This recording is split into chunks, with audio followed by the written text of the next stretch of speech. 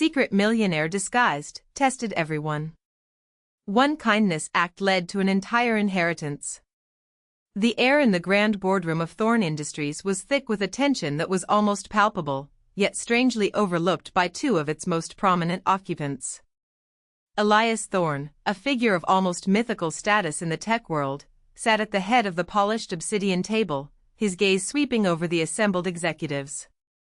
His face, though etched with the wisdom of 62 years and the recent shadow of a health crisis, was now unreadable, a sphinx-like mask carefully constructed for this singular moment. He had allowed the whispers to fester, the assumptions to solidify, the ambitious to reveal their true colors. For months, the corporate rumor mill had churned, speculating on his failing health, his supposed inability to lead. He had permitted the narrative to unfold, watching with a detached amusement as those around him positioned themselves for what they believed would be the inevitable power vacuum. And now, the charade was finally at its end. Across from him, Orion Thorne, his grandnephew, a man whose tailored suits perfectly mirrored his inflated sense of entitlement, leaned back in his ergonomic chair, a smug smirk playing on his lips. His expensive watch glinted under the overhead lights, a symbol of the wealth he believed was his by birthright.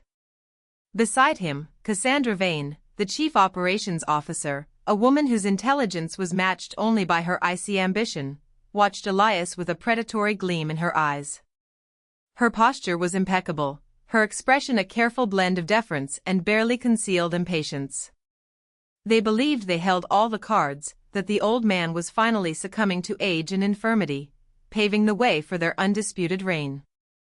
They had spent months, even years, preparing for this moment, manipulating board members, undermining loyal executives, and plotting their ascent with a meticulous, almost scientific precision.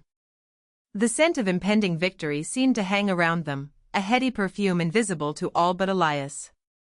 The game, it seems, Elias began, his voice surprisingly robust, cutting through the hushed murmurs that had begun to fill the vast room. The words hung in the air, weighted with an unspoken history. Is finally over. Orion let out a soft, condescending chuckle, a sound that grated on Elias's ears. Game, Uncle Elias? Is that what we're calling it now? Elias Thorne had always found Orion's attempts at veiled insolence rather pathetic. It was a poor imitation of genuine power. I believe we are discussing the future of Thorne Industries, a future that, with all due respect, requires more dynamic leadership than you may currently be able to provide. His eyes flickered to Cassandra, who offered a subtle, conspiratorial nod, a tiny, almost imperceptible movement that spoke volumes of their shared conviction. They fully expected Elias to announce his retirement, perhaps even to hand over the reins, albeit with a few ceremonial strings attached, a golden handshake for the departing patriarch. Cassandra, ever the pragmatist, added, "Indeed, Mr. Thorne. The market is volatile, and our competitors are relentless. We need firm, decisive action. Innovation cannot wait for sentimentality." Her gaze briefly flickered towards the ornate oak door, as if expecting some minor inconvenience, some lingering ghost of the past that needed to be swept away. And frankly, she paused, her voice hardening almost imperceptibly, we've also had to deal with some unexpected inefficiencies in our operational structure lately. Nothing major, just a bit of dead weight needing to be trimmed to streamline our processes and ensure peak performance. A phantom flicker of a smile played on Elias's lips, a smile that held no mirth, only a profound sense of irony. It was a familiar pattern, this self-assurance of those who believed themselves untouchable. He observed their confident postures, the almost imperceptible nods they exchanged, confirming their shared delusion. Such profound blindness, he mused, such utter conviction in their own superior intellect and cunning. They had no idea that the very inefficiencies Cassandra alluded to, the dead weight she so casually dismissed, included the very person who now held their destinies in his hands. The man they had scorned, the man they had barely noticed, was about to become the architect of their spectacular downfall. The stage was set, the audience was gathered, and the curtain was about to rise on a revelation that would shatter their carefully constructed world, exposing the rot beneath its gleaming surface.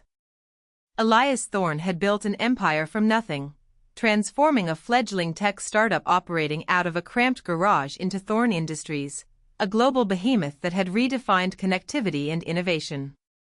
His mind was a labyrinth of brilliance, his work ethic legendary, and his fortune astronomical. For decades, he had lived and breathed the company, sacrificing personal life, nurturing talent, pushing boundaries. Yet, despite his immense wealth and the universal recognition of his genius, Elias had become a reclusive figure in recent years. The glittering facade of success had begun to crack, revealing a deep-seated disillusionment with the very world he had helped shape. The relentless pursuit of profit, the casual disregard for human connection, the insidious spread of corporate cynicism, these were not the values he had envisioned when he first dreamed of innovation. His health crisis, a sudden and brutal brush with mortality that had left him teetering on the precipice between life and death, had been the final, jarring catalyst. Lying in a sterile hospital room, the incessant hum of monitors a stark reminder of his fragility, stripped of his power, his influence, and his carefully curated image, Elias had seen his life flash before his eyes. What he saw was not the triumphant legacy he had envisioned, but a parade of faces, each one more eager than the last to extract something from him. He saw the sycophants who praised his every word, their eyes devoid of genuine respect, their loyalty fleeting. He saw the opportunists who orbited his wealth, like vultures circling a dying beast. And, most disturbingly, he saw the avarice in the eyes of his own family members, particularly his grandnephew, Orion, whose visits to the hospital felt less like concern and more like an audit of his declining vitality. Orion Thorne had always carried himself with an air of inherited superiority, firmly believing that his proximity to Elias granted him an automatic claim to the Thorne legacy. He lacked Elias's sharp intellect and relentless drive, yet he possessed an insatiable hunger for power and control. His ambition was a raw, unrefined force, devoid of any genuine passion for the company's mission or its people. He saw Thorne Industries not as a testament to innovation, but as a vast inheritance, a birthright to be seized and exploited. His conversations with Elias, even during his supposed recovery, revolved around market shares, hostile takeovers, and the inefficiencies that needed to be ruthlessly eliminated. He seemed utterly incapable of grasping the intangible value of human capital, the collective spirit that had truly built the empire. Then there was Cassandra Vane, the chief operations officer. Elias had initially seen her as a formidable asset, a woman of keen strategic mind and unwavering resolve. She had risen swiftly through the ranks, her efficiency legendary. But over time, he had watched her transformation. Her ruthlessness, once a tool for efficiency, had morphed into a weapon of manipulation. She cultivated alliances with the cunning precision of a spider weaving its web, always with an eye on consolidating her own power, always eager to undermine anyone who stood in her path, especially the old guard executives Elias had nurtured for decades, those who valued loyalty and long-term vision over short-term gains. She and Orion, a formidable and dangerous pair, seemed to operate in a symbiotic relationship of ambition, their whispered conversations and calculated maneuvers a constant undercurrent in the corporate halls. Their collaboration was chillingly effective, a silent, almost invisible campaign to dismantle the company culture Elias had painstakingly built. Elias had watched them, observed their contempt for lower-level employees, their disdain for anyone they deemed beneath them, and their thinly veiled impatience for his departure. He saw the superficiality that permeated the upper echelons of his company, a constant performance of loyalty and respect that evaporated the moment his back was turned. He understood, with a chilling clarity, that these individuals, so eager to inherit his empire, understood nothing of its true value, the ingenuity, the hard work, the collaborative spirit that had built it. They saw only the golden goose, waiting to be plucked, its feathers sold for instant gratification. The thought of his life's work falling into such hands was a bitter pill. It was in this crucible of disillusionment that Elias Thorne conceived his audacious plan. He realized that to truly understand the character of those who would inherit his legacy, he needed to strip away the layers of pretense, to become invisible, to observe them not as the omnipotent magnate, but as someone utterly powerless. He would disappear from the public eye, faking a retreat from corporate life, a quiet withdrawal to recuperate at a private clinic in Switzerland. The media would speculate, the board would fret, and Orion and Cassandra would undoubtedly celebrate, believing their path was clear. This would be their moment to reveal their true selves, unburdened by his watchful eye. Then, he would reappear, not as Elias Thorne, but as Arthur, an elderly, unassuming janitor. The transformation was meticulous, involving prosthetics that subtly altered his facial structure and added wrinkles, a wig of thinning gray hair, and a wardrobe of faded overalls and worn-out shoes. He practiced a stoop that added years to his frame and burdened his gait with a slight shuffle. He adopted a slightly hoarse voice, a hesitant manner, and a carefully constructed backstory of a quiet life, forced back into work due to unforeseen financial circumstances. He even arranged his own hiring through a third-party cleaning service, ensuring no one at Thorne Industries would connect the dots. The irony was almost too delicious to contemplate. The man who owned the building would clean its toilets. His motivation was simple, yet profound. He sought truth. He wanted to see who would offer a genuine smile, a kind word, a moment of human connection, not out of obligation or expectation of reward, but purely from the depths of their character. He wanted to witness the raw, unfiltered behavior of those who believed themselves unwatched, unjudged. He sought to discover if, amidst the rampant materialism and cutthroat ambition, there remained a flicker of genuine humanity, a soul truly worthy of his vast inheritance and the stewardship of his life's work. The stage was set for the ultimate test, a silent, solitary observation from the lowest rung of the ladder, while the self-proclaimed heirs scrambled blindly towards their perceived destiny. The irony of it all, Elias thought, was a bitter and strangely satisfying tonic. Elias Thorne, once accustomed to the hushed reverence of executives and the deference of staff, now found himself navigating the bustling corridors of Thorne Industries with a mop bucket and a utility cart.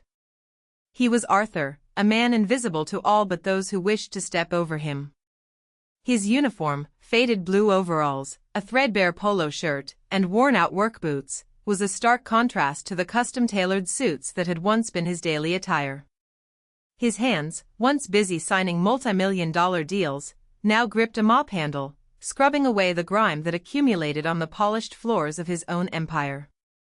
The pungent smell of industrial cleaner became his new perfume.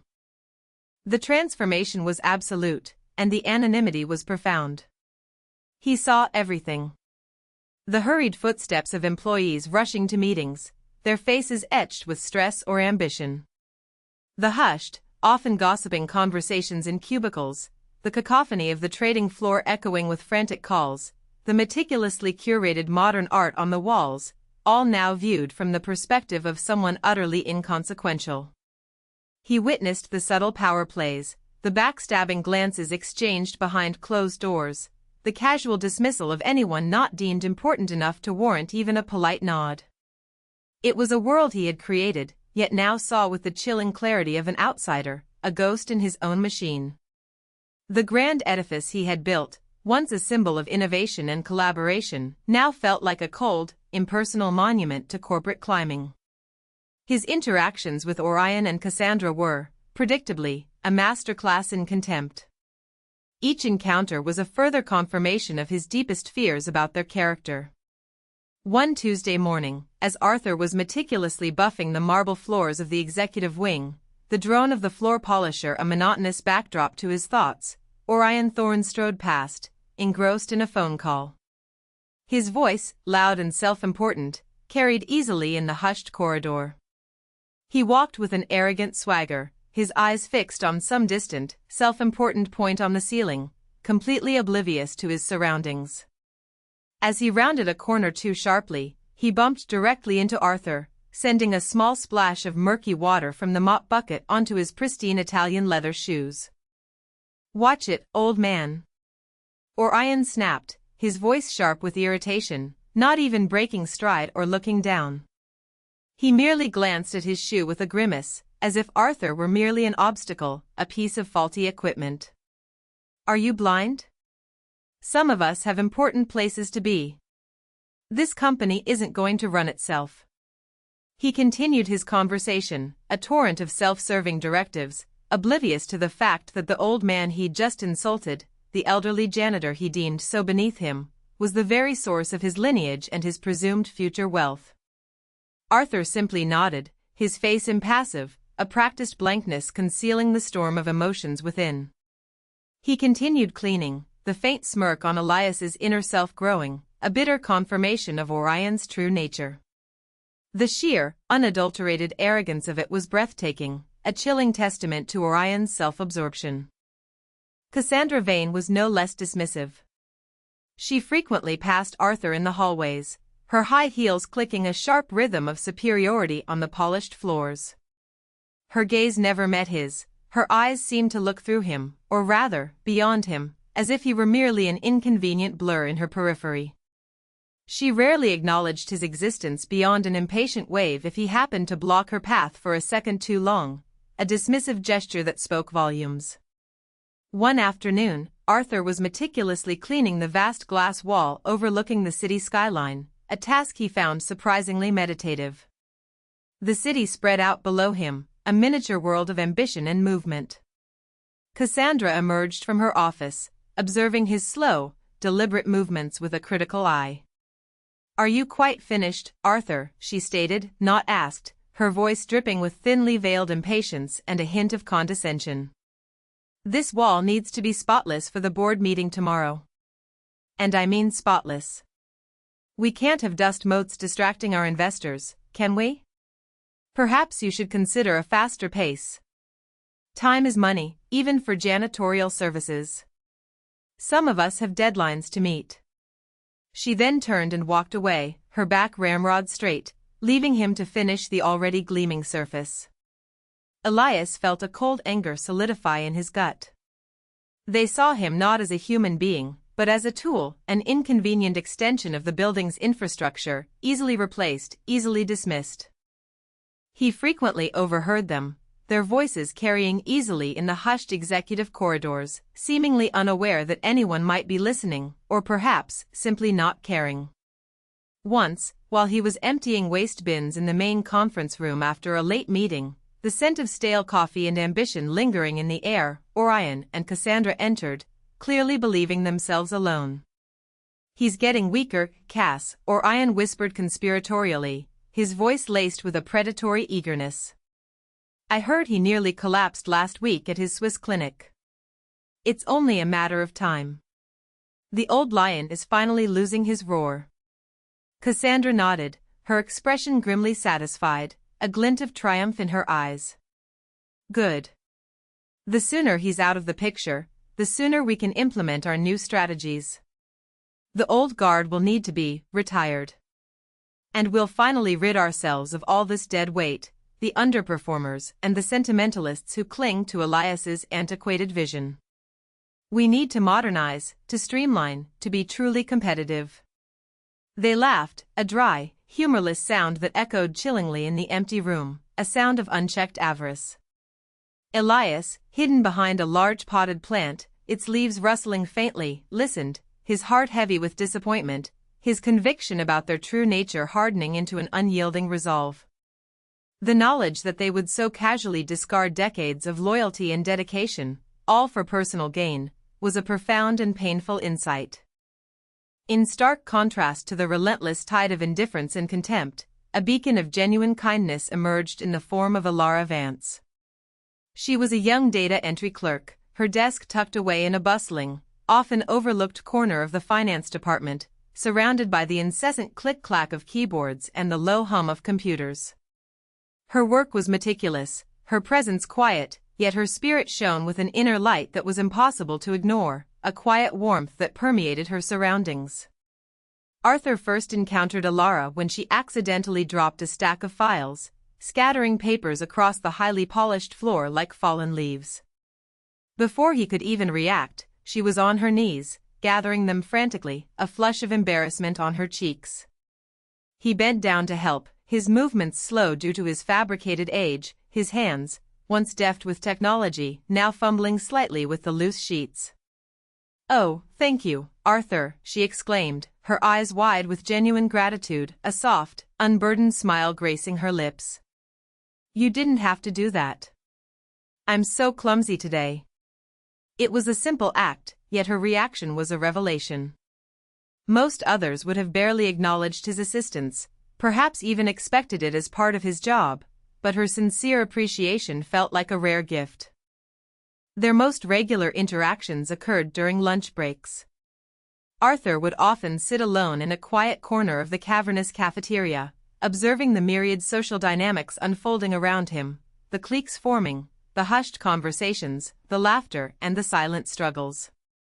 One particularly chilly Tuesday, as he was slowly eating a rather bland sandwich, its taste as uninspiring as his surroundings, Alara approached his table, a thermos and a small container of homemade stew in her hands. "Arthur," she began, her voice gentle, "it's freezing today. My grandmother always says a warm meal is the best remedy. I made too much stew, would you like some? It's chicken and vegetables, really hearty." Arthur, taken aback by the unexpected gesture, hesitated. He was used to being ignored, not offered warmth. "Oh, no, Alara, you don't have to," he began, but she was already placing a small, steaming bowl in front of him, the aroma of savory herbs filling the air. "Nonsense," she insisted, her eyes sparkling with genuine concern. "It's far too much for just me. Besides, it's good to have company. It gets lonely eating alone, doesn't it?" She then sat down across from him, sharing her own simple lunch, and began to chat, not about work, but about the mundane details of her day, about a book she was reading, about the joys of cooking. She treated him as an equal, a fellow human being worthy of conversation and companionship, utterly oblivious to the titan disguised before her. She asked about his family, a gentle probing that Elias had to carefully deflect with his fabricated backstory, but her questions were rooted in genuine interest, not curiosity. These small acts of compassion became a regular occurrence. Alara would often offer him a warm cup of coffee or tea she had brewed for herself, especially on early mornings or late evenings when he was cleaning, the building quiet save for the hum of the ventilation system. "You must get cold pushing that cart around," she'd say, her brow furrowed with genuine concern. "A little warmth helps." She would ask him about his day, not in a superficial way, but with a quiet interest, listening attentively to his vague, carefully constructed responses about floors and trash bins. She noticed when he seemed tired, offering a sympathetic smile, sometimes even just holding a door open for him with an effortless grace that spoke volumes about her upbringing, a simple courtesy that most others in the building seemed to have forgotten. Elias also observed Alara's own struggles. He frequently saw her working late, hunched over her desk, long after others had left, the only light in her corner being the glow of her monitor. He once overheard a hushed phone call where she spoke of a sick relative and unexpected medical bills, her voice tinged with weariness, yet never despair. He saw her simple, often mended clothes, a testament to a life lived on a modest budget. Yet, despite her own burdens, her kindness never faltered. She never complained, never sought pity, and never allowed her own difficulties to harden her heart towards others, especially not towards the unassuming janitor everyone else ignored. Her spirit, he realized, was truly indomitable, a rare flower in a field of weeds.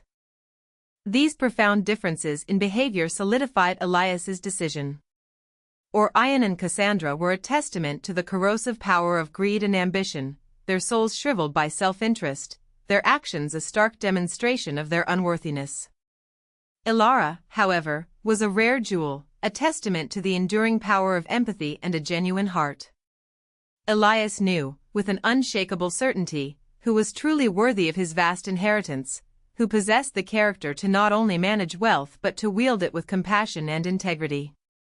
The test had yielded its results, clearer and more poignant than he could have ever imagined. The moment of truth was approaching, and the irony of the situation was about to reach its crescendo.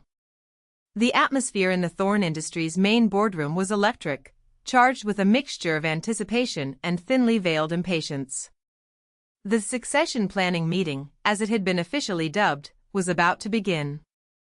Every high-ranking executive, every board member, and every significant family member was present, a sea of anxious faces and carefully composed expressions. The scent of expensive cologne and ambition hung heavy in the air. Orion Thorne sat at the co-head of the table, radiating smug confidence, his posture relaxed, almost too casual. Beside him, Cassandra Vane, ever the picture of cool calculation, sat rigidly, her eyes occasionally meeting Orion's in silent, triumphant affirmation. They believed this was their coronation, the final formality before Elias Thorne, in his supposed frailty, would cede control, handing them the keys to the kingdom. Then, the heavy oak doors swung open and Elias Thorne entered, not with the hesitant, frail gait they expected, but with a renewed vigor that sent a ripple of murmurs through the room. His steps were firm, purposeful. He was impeccably dressed in a tailored charcoal suit, custom-made to fit his revitalized physique, his silver hair neatly combed, his eyes sharp and piercing, betraying no hint of his recent illness. Beside him walked Mr. Davies, his longtime legal counsel, a man whose stoic demeanor belied decades of loyal service and an intimate knowledge of Elias's every secret. Mr. Davies carried a single, unassuming file, its contents unknown to all but himself and Elias. Orion scoffed under his breath, leaning towards Cassandra, a dismissive sneer on his lips. Look at him, trying to put on a brave face. Poor old man. Just hand over the keys, uncle, and spare us the theatrics. The board has already made its decision. Cassandra merely offered a tight, disdainful smile, her focus already on the prize.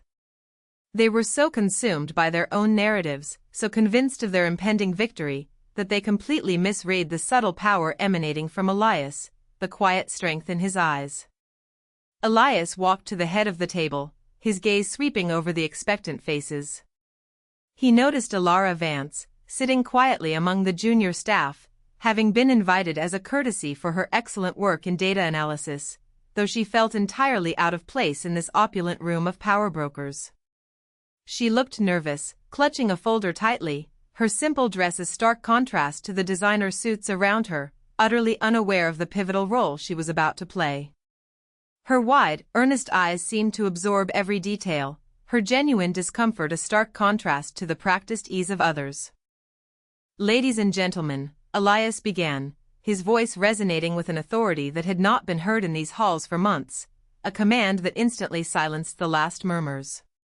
We are here today to discuss the future of Thorne Industries.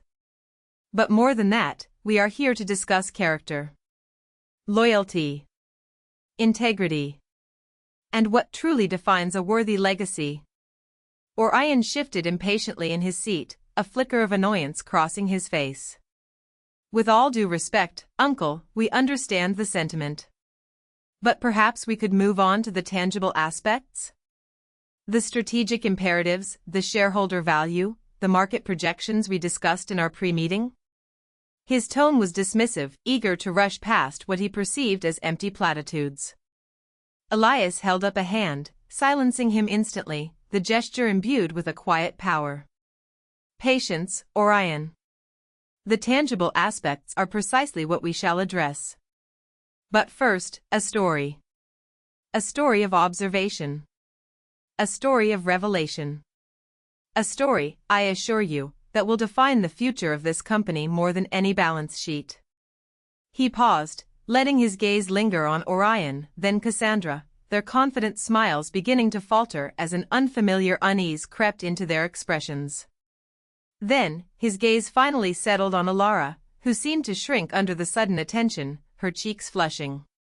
For the past 6 months, Elias continued, his voice dropping slightly, becoming more intimate, yet carrying immense weight, I have not been the reclusive, ailing magnate you all believed.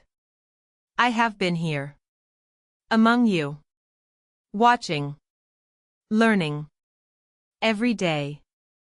A ripple of confusion spread through the room, a confused murmur like the rustling of dry leaves. You see, he went on, a faint, almost imperceptible smirk touching his lips, when one possesses immense wealth, it often casts a long shadow, obscuring the true nature of those around them. People perform. They flatter. They conceal their true intentions behind masks of loyalty and ambition. And I needed to know the truth. I needed to see beyond the performance. So, I shed my identity. I faked my withdrawal. I created a void, and I watched who would rush to fill it, and how they would behave in my perceived absence. And I became someone else entirely. A profound hush fell over the room. No one dared to breathe. The air crackled with unspoken questions, with dawning, terrifying possibilities. For 6 months, Elias declared, his voice rising, filling the room with an undeniable authority, I was Arthur. The elderly, unassuming janitor. The deadweight that needed to be trimmed, as some of you so eloquently put it. The inconvenient presence in the hallways, easily ignored, easily dismissed. The words hung in the air like a thunderclap, their impact immediate and devastating. Orion's face, initially frozen in disbelief, slowly drained of all color, his jaw slackening. Cassandra's eyes, usually so sharp and calculating, widened in dawning horror, her carefully composed facade shattering into a million pieces. Her jaw dropped open, a soundless gasp escaping her lips. Other executives gasped, some exchanged bewildered glances, others stared at Elias as if he had just materialized from thin air, a specter of their own forgotten consciences. The silence that followed was absolute, weighted by the enormity of the revelation. Elias gestured to Mr. Davies, who quietly placed a worn janitor's uniform, the very one Arthur had worn, its faded blue fabric a stark contrast to the polished obsidian, on the gleaming boardroom table. A small, threadbare name tag with Arthur embroidered on it lay beside it, a damning piece of evidence. Orion, Elias said, his voice now laced with a chilling calm that was far more menacing than any shout, do you recall bumping into Arthur in the executive wing, spilling water on your expensive shoes? And your charming remark about him being blind and needing to watch it? You seemed quite perturbed that day, didn't you, about a mere janitor soiling your bespoke footwear? Orion stammered, his usual swagger completely gone, replaced by a desperate, panicked look. Uncle Elias, I didn't know. It was just a momentary lapse. A stressful day. I was on the phone, I wasn't paying attention. His words were a pathetic tangle of excuses. Indeed, Elias cut him off, his gaze shifting, cold and unwavering, to Cassandra. And Cassandra, do you recall admonishing Arthur about the need for a faster pace while he was diligently cleaning the glass wall, implying his slowness was an inefficiency? You seemed particularly concerned about dust motes distracting our investors, more so than the human being performing the task. Cassandra, utterly pale, could only manage a choked sound, a pathetic gurgle, unable to form words. Her carefully constructed facade had shattered into a million pieces, revealing the raw fear beneath. Her eyes darted around the room, desperate, but found no solace. I heard your whispered conversations, your plans to retire the old guard, your impatience for my departure, Elias continued, his voice a low, dangerous rumble that filled the silent room. I heard your disdain for those you considered beneath you, your absolute contempt for anyone who couldn't advance your own self-serving agendas. You saw Arthur as nothing more than a ghost, a nuisance, an expendable part of the furniture, easily dismissed, easily exploited. You gloated about your expected rise to power, utterly devoid of any genuine care for this company or its people, only for its vast resources. His voice now held a distinct edge of righteous anger, a cold fury that made even the most hardened executives shift uncomfortably. You, Orion, believed this company was your birthright, yet you never lifted a finger to truly understand its pulse, its innovations, or the people who built it. And you, Cassandra, wielded your intelligence like a weapon, not a tool for growth, but for personal gain and the consolidation of power, destroying the very fabric of trust within these walls. Then, Elias turned his gaze towards Alara Vance. She sat frozen, her eyes wide with a mixture of confusion, disbelief, and a slow, overwhelming realization. Her hands trembled slightly, clutching the folder, her knuckles white. She had seen Arthur many times, shared lunch with him, offered him tea. Could it truly be? The man who had sat across from her in the cafeteria, the man she had worried about getting cold, was the legendary Elias Thorne. The world tilted on its axis for her. And then, Elias said, his voice softening, a profound warmth replacing the previous chill, a stark contrast to his previous tone. There was Elara. He looked directly at her, his eyes filled with a deep, unwavering respect that made Elara's breath catch in her throat. Elara, who despite her own quiet struggles and long hours, consistently offered Arthur genuine kindness. Who shared her lunch on a cold day, a warm meal offered without expectation. Who offered a warm drink without being asked, simply because she noticed. Who simply, truly, saw a human being, not a janitor. Who treated him with respect, every single time, a quiet dignity that shone brighter than any corporate title. You never knew who I was, Elara, yet you extended compassion purely from the goodness of your heart, a rare and precious commodity in these halls. Tears welled in Elara's eyes, a mixture of shock, profound emotion, and the sudden, overwhelming weight of the revelation. She looked from Elias to the uniform, then back to Elias, a silent understanding dawning, the pieces of the puzzle clicking into place. This was not a dream. This was real. The man she had known as Arthur, the unassuming janitor, was Elias Thorne, the legendary tech magnate. The full weight of his test, and her unwitting participation in it, crashed over her, leaving her breathless with wonder and humility. The true character of an individual, Elias declared, his voice ringing with conviction, resonating through the silent room, is not revealed when they believe they are being watched, but when they believe they are unseen. Not when they are among equals, but when they interact with those they perceive as having nothing to offer them. And in this ultimate test, only one among you truly passed. Only one demonstrated the humanity, the empathy, and the integrity worthy of a legacy built on human connection. The boardroom was utterly silent, save for the faint sound of Elara's quiet sobs. The masks had fallen, the truth revealed, and the world of Orion and Cassandra was about to come crashing down around them, their carefully constructed illusions shattering into dust. The silence in the Thorne Industries boardroom was not merely an absence of sound, it was a heavy, suffocating blanket of shock and dread. Orion Thorne and Cassandra Vane sat rigid, their faces ashen, their eyes glazed with a mixture of terror and disbelief.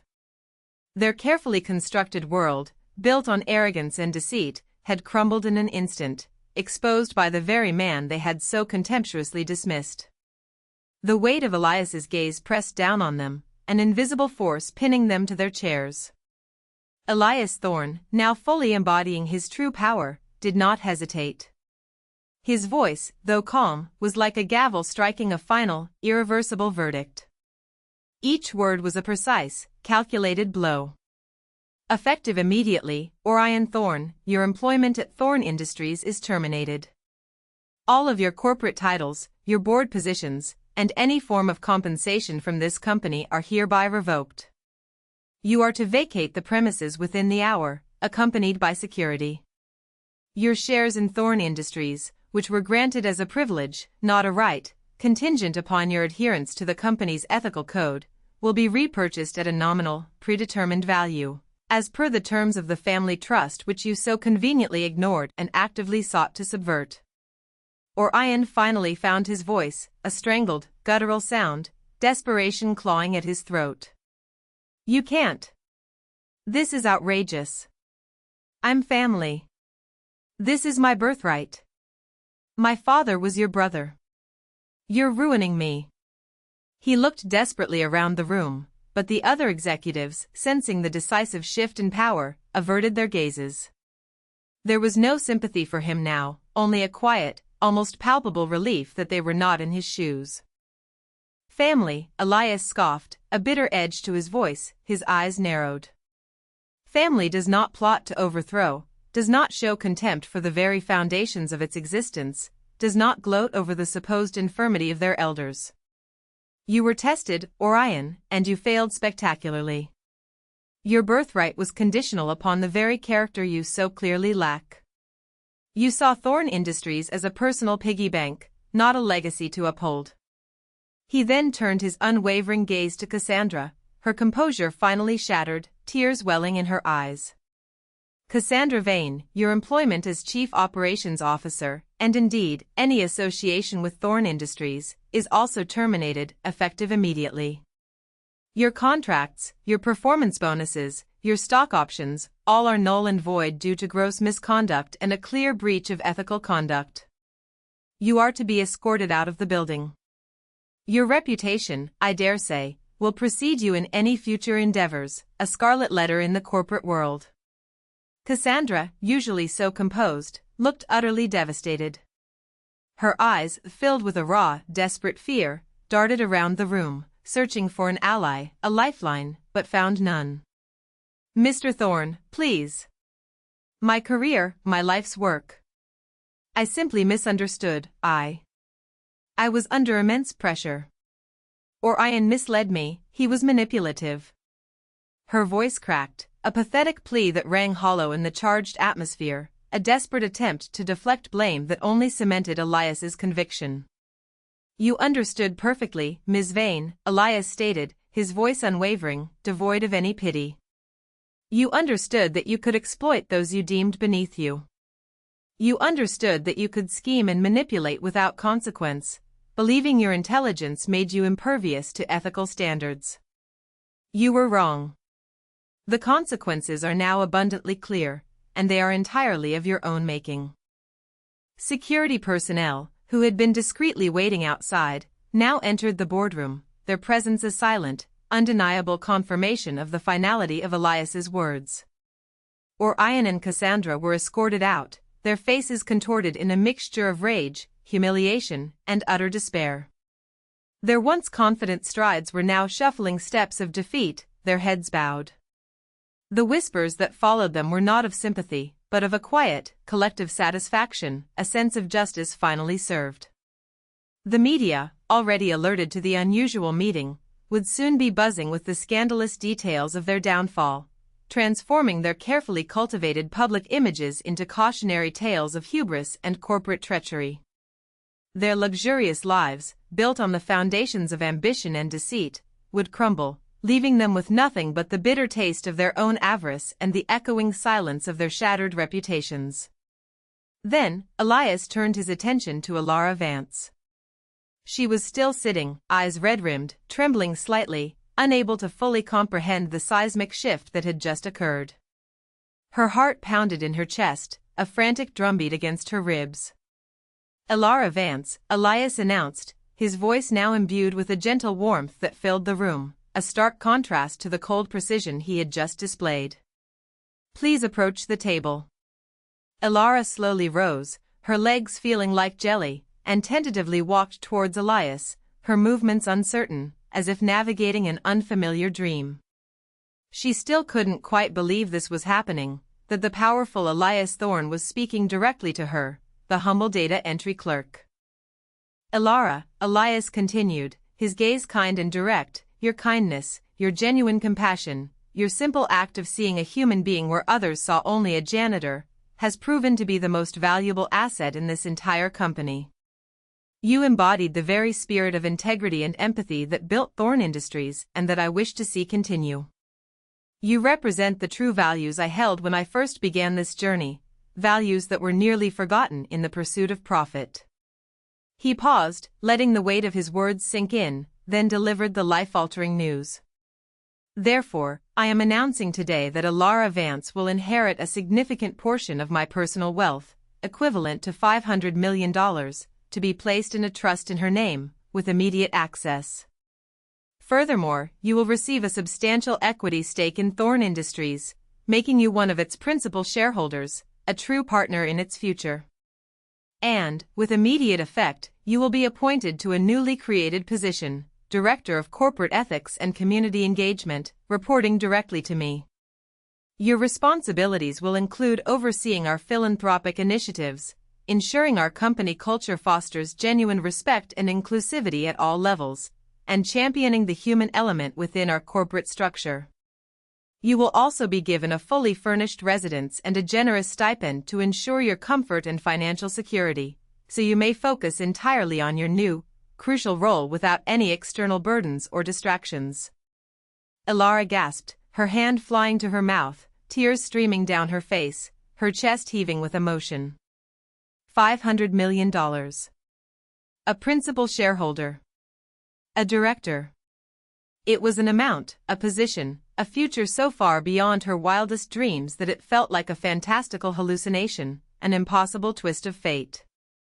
She tried to speak, tried to express the overwhelming gratitude, but only choked sobs emerged, unable to form coherent words. "Mr. Thorne," she finally managed, her voice barely a whisper, thick with emotion, I don't know what to say. I can't. I don't deserve this. I just offered you some stew. It was just a small thing." Her humility was as striking as her previous acts of kindness. Elias smiled, a true, genuine smile this time, reflecting a deep, abiding contentment. "It was the best stew I've ever had, Elara. And it was offered with a kindness that money cannot buy, a warmth that transcended social barriers. You deserve this, and so much more. You are the embodiment of everything I wish my legacy to represent. You have demonstrated that true wealth is not measured in balance sheets, but in the richness of one's character, in the capacity for human connection. You, Elara, are the future of Thorne Industries." The other executives, initially stunned by Orion and Cassandra's downfall, now looked at Elara with a mixture of awe and dawning respect, a quiet understanding of the profound moral lesson that had just unfolded before them. The quiet data entry clerk, the one they had barely noticed, had just inherited an empire, not through cunning or ambition, but through the simple, profound power of a kind heart. The scales of justice had been balanced, and the deserving had finally received their unimaginable reward, a testament to the unexpected paths of true merit. Months turned into a year, and the dust settled over Thorne Industries, revealing a landscape irrevocably altered by Elias Thorne's audacious test. The company, once teetering on the brink of becoming a cynical, profit-driven machine, driven by ruthless efficiency and cold calculation, was now undergoing a quiet, yet profound transformation. A palpable shift in culture permeated its halls, a newfound emphasis on empathy and employee well-being replacing the previous cutthroat atmosphere. Elias Thorne, having relinquished the disguise of Arthur, now moved through his company with a renewed sense of purpose, his step lighter, his eyes clearer. The health crisis had receded, replaced by a vibrant energy derived from the knowledge that his legacy was secure in worthy hands. He was often seen in Elara Vance's office, not as a demanding magnate, but as a mentor, guiding her, sharing his vast experience, and marveling at her innate ability to navigate the complex corporate world with an unwavering moral compass. He found a peace he hadn't known in decades, a tranquility that stemmed from knowing his life's work would continue to be a force for good, not just for profit, a testament to enduring human values. He knew, deep in his heart, that he had finally found the true successor, not just for his company, but for his ideals. Elara Vance, once the unassuming data entry clerk, had blossomed into an extraordinary leader. Her new role as Director of Corporate Ethics and Community Engagement was not merely a title, it was a mission, a calling she embraced with genuine passion. She spearheaded initiatives to improve employee well-being, from enhanced mental health support to flexible work arrangements, fostering a culture of respect and inclusivity from the top down.